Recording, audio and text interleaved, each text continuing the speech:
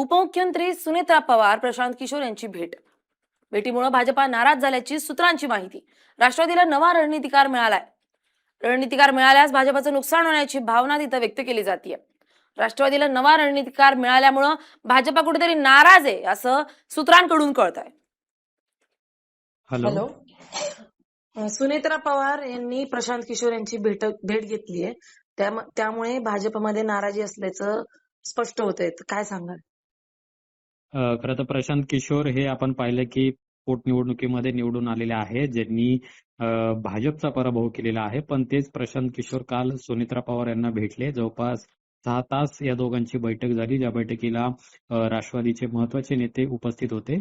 महत्वाचं म्हणजे राष्ट्रवादी काँग्रेस पक्षामध्ये काही संघटनात्मक बदल करण्याच्या सूचना आहेत, त्या सुद्धा प्रशांत किशोर यांनी दिलेल्या आहेत. पण प्रशांत किशोर आणि सुनेत्रा पवार यांची ही भेट मात्र भाजपला रुचलेली दिसत नाही आणि त्यामुळे भाजपच्या गोटामध्ये कालच्या या बैठकीमधून एक नाराजीचा सूर आहे तो सुद्धा उमटायला सुरुवात झालेली आहे. राष्ट्रवादी काँग्रेसने प्रशांत किशोर यांचा सल्ला घेऊ नये असं एक मत आहे ते भाजपमध्ये आपल्याला ऐकायला मिळते आणि त्यामुळे ही नाराजी आता कुठपर्यंत जाते आणि स्वतः मुख्यमंत्री याबाबत काय बोलतात हे पाहणं महत्वाचं असेल. पण आपण पाहिलं की राजकीय सल्लागार म्हणून प्रशांत किशोर हे राष्ट्रवादी काँग्रेस पक्षामध्ये आहे असं म्हटलं जाते आणि त्या अनुषंगाने काल त्यांनी सुनेत्रा पवार यांची मुंबईत भेट घेतलेली होती, ज्याच्यामध्ये राजकीय संघटनात्मक बदल आणि त्याचबरोबर राष्ट्रवादी काँग्रेस पक्षामध्ये एक सर्वे आहे तो सुद्धा केला जाणार आहे आणि हा सर्वेचा अहवाल प्रशांत किशोर हे सुनेत्रा पवार यांना सुद्धा देणार आहेत. एकूणच पक्षवाढीसाठी कालची ही बैठक जरी असली तरी महायुती म्हणून भाजपला मात्र ही बैठक आवडलेली नाहीये किंवा प्रशांत किशोर यांचा सल्ला राष्ट्रवादी काँग्रेस पक्ष घेतोय हे सुद्धा भाजपला पचलेलं नाही आणि त्यामुळेच भाजपच्या गोटामध्ये सध्या कालच्या या बैठकीमधून नाराजी व्यक्त असलेली पाहायला मिळते. बरं अमोल, या भेटीतनं प्रशांत किशोर यांच्या भूमिकेवरून राष्ट्रवादीला फायदा आणि भाजपला तोटा होईल का?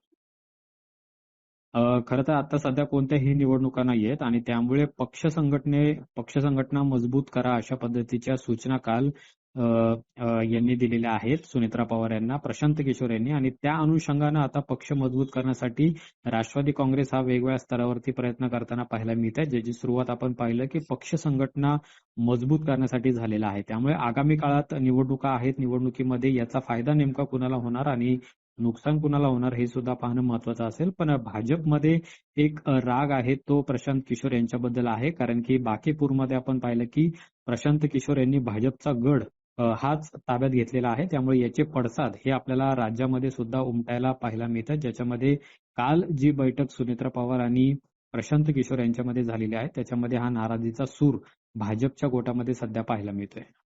धन्यवाद दिलेल्या प्रतिक्रियेबद्दल.